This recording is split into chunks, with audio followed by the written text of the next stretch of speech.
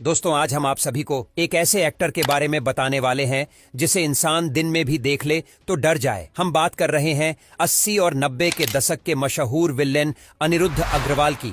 जब वे पैदा हुए तो उनके माता पिता ने देखा कि उनके कान, नाक और हाथ अचानक से और भी ज्यादा बढ़ने लगे हैं। वह घबरा गए। दोस्तों, 80 और 90 के दशक में जो भी हॉरर फिल्म बनती थी, उन सभी फिल्मों में यह चेहरा दर्शकों को नजर जरूर आता था। यह चेहरा इतना ज्यादा खतरनाक था कि अगर बच्चे इसे देख लेते थे तो उन्हें रातों को नींद नहीं आती थी। इस वीडियो में हम आपको इसी चेहरे के भूत बनने का किस्सा सुनाएंगे जो काफी इंटरेस्टिंग है। दिसंबर, देहरादून के विकास नगर में एक बच्चे ने जन्म लिया। माँ बाप ने नाम रखा अनिरुद्ध। अनिरुद्ध के पिताजी पहाड़ी बाजार में आलू राजमा के डीलर थे। अनिरुद्ध का पूरा नाम था अनिरुद्ध अग्रवाल। 12th की पढ़ाई पूरी करने के बाद BSSC करने के लिए अनिरुद्ध ने कॉलेज ढूंढा। वो था उनके घर से 40 किलोमीटर दूर। इसीलिए उन्होंने पिताजी से परमिशन लेकर कॉलेज के पास ही कमरा किराए पर ले लिया और वहीं रहने लगे। इस दौरान उनके लंबे डील डॉल की वजह से उनकी कॉलेज में खूब चलने लगी।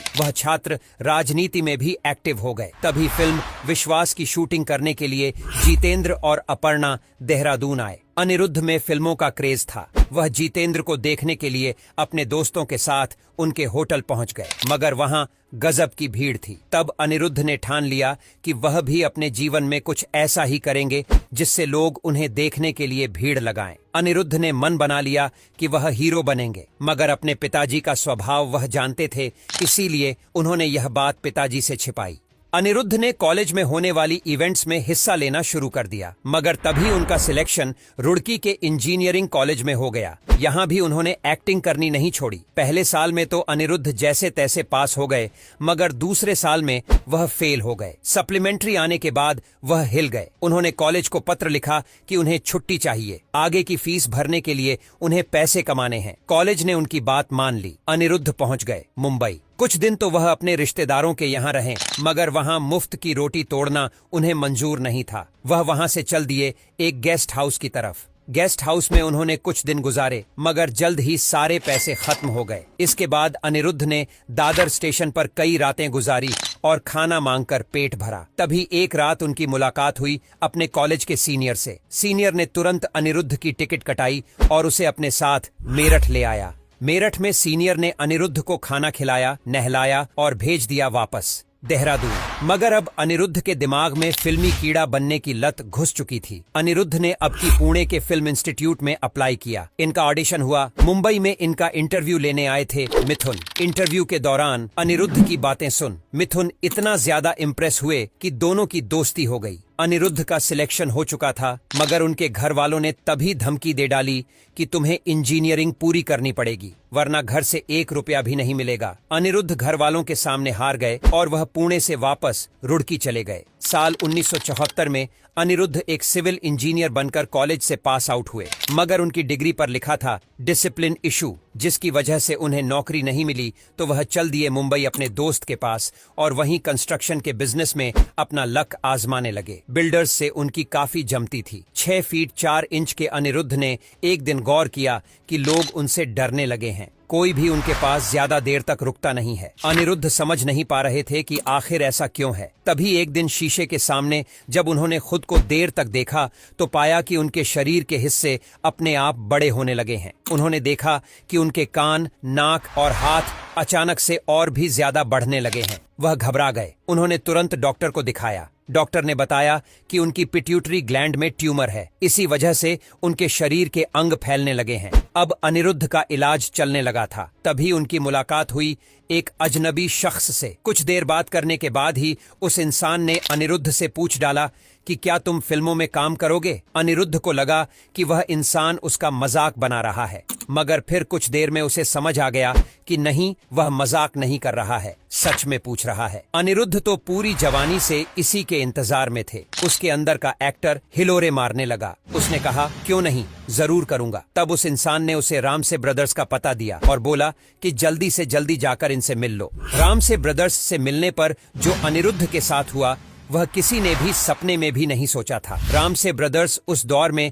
अपनी हॉरर फिल्म के लिए जाने जाते थे। अनिरुद्ध से मिलने से पहले रामसे ब्रदर्स ने 2 गज जमीन के नीचे और कौन दरवाजा नाम की हॉरर फिल्में बनाई थीं। पुराना मंदिर नाम की एक फिल्म की शूटिंग भी लगभग पूरी हो चुकी थी। बाकी था तो सिर्फ शैतान वाला हिस्सा शूट करना। रामसे ब्रदर्स को अपने इस किरदार के लिए एक ऐसे ही इंसान की तलाश थी जिसकी काया सच में शैतान जैसी ही हो। इसी बीच अनिरुद्ध उनके ऑफिस में आ टपके। जैसे ही रामसे ब्रदर्स ने अनिरुद्ध को देखा, सारे भाई खुशी से पागल हो उठे। पुराना मंदिर आखिरकार साल 1984 में रिलीज हो गई। फिल्म सुपरहिट रही। फिल्म में अनिरुद्ध के किरदार का नाम था सांवरी और यह किरदार लोगों को काफी ज्यादा पसंद आया था। यह किरदार इतना ज्यादा हिट हो गया था कि रामसे ब्रदर्स ने सांवरी 3D नाम से एक और हॉरर फिल्म बना दी। उन दिनों अनिरुद्ध फिल्म इंडस्ट्री में अपना नाम अजय अग्रवाल बताते थे। उन्हें लगता था कि अनिरुद्ध नाम काफी भारी भरकम है, लोगों को शायद वो नाम याद न रहे। अनिरुद्ध ने रामसे ब्रदर्स के लिए 3 फिल्मों में काम किया, साथ ही अपना खुद का कंस्ट्रक्शन बिजनेस शुरू कर दिया। तभी शेखर कपूर ने फिल्म बैंडिट क्वीन के लिए अनिरुद्ध को अप्रोच किया। इतने बड़े बैनर तले फिल्म करना अनिरुद्ध के लिए बड़ी बात थी। उन्होंने फिल्म में बाबू गुर्जर का किरदार निभाया था। ये बात आज काफी कम लोगों को पता है कि अनिरुद्ध ने जंगल बुक नाम की एक हॉलीवुड फिल्म में भी काम किया था। इस फिल्म की शूटिंग के लिए वो 3 महीने अमेरिका में भी रहे थे। अनिरुद्ध ने इस फिल्म में तब बाकी का रोल किया था, मगर अनिरुद्ध का असल सपना तो तब पूरा हुआ जब उन्हें जितेंद्र के साथ काम करने का मौका मिला। फिल्म मर मिटेंगे में दोनों कलाकार एक साथ नजर आए थे। इस फिल्म में मिथुन भी थे, जिनसे अनिरुद्ध की काफी ज्यादा बनती थी। फिल्मी करियर की बात करें तो अनिरुद्ध ने अमिताभ बच्चन, जैकी श्रॉफ, अनिल कपूर, आमिर खान, अक्षय कुमार जैसे नामी कलाकारों के साथ काम किया था। इनकी ये आखिरी फिल्म थी। साल 2007 में आई बॉम्बे टू गोवा। बता दें कि हॉलीवुड फिल्म जंगल बुक में काम करने के बाद इनके पास हॉलीवुड के ही कुछ और तगड़े ऑफर थे, मगर उन्होंने अपने बच्चों की परवरिश के लिए ये ऑफर नहीं लिए। वो भारत में ही रुके। इनके बेटे असीम अग्रवाल को 2006 में आई film fight club members only में देखा गया था। साथ ही इनकी बेटी ने भी 2005 में आई फिल्म बंटी बबली में काम किया था। बाद में दोनों अमेरिका चले गए, वहीं सेटल हो गए, जबकि अनिरुद्ध आज भी अपनी पत्नी के साथ मुंबई में ही रहते हैं। मेला फिल्म के बाद Anirudh Bhabha atomic research centre के कंस्ट्रक्शन पार्टनर बन गए थे। यही वजह थी कि वो फिल्मों में कम दिखाई पड़ने लगे। आज अनिरुद्ध ने खुद को फिल्मों से काफी दूर कर लिया है। अनिरुद्ध ने एक इंटरव्यू में कहा था कि मुझे अपनी फिल्में देखकर मजा नहीं आता। मैं तो कुछ और करना चाहता था जहां मुझे थोड़ी मेहनत करनी पड़े। कोई भी मुझे नॉर्मल किरदार के लिए नहीं लेता था। उन्हें लगता ही नहीं कि मैं नॉर्मल किरदार प्ले कर सकता हूं। अनिरुद्ध को अपने मोस्ट फेमस सांवरी और नेवला दोनों ही कैरेक्टर्स नहीं पसंद थे, जबकि इन किरदारों को तो हॉलीवुड ने भी इज्जत दी थी। आपको अनिरुद्ध का किस्सा कैसा लगा, कमेंट करके जरूर बताएं। साथ ही ऐसी और इंटरेस्टिंग अपडेट्स के लिए मुझे फॉलो करना ना भूलें। जल्द ही फिर मुलाकात होगी एक नए वीडियो के साथ। तब तक के लिए नमस्कार।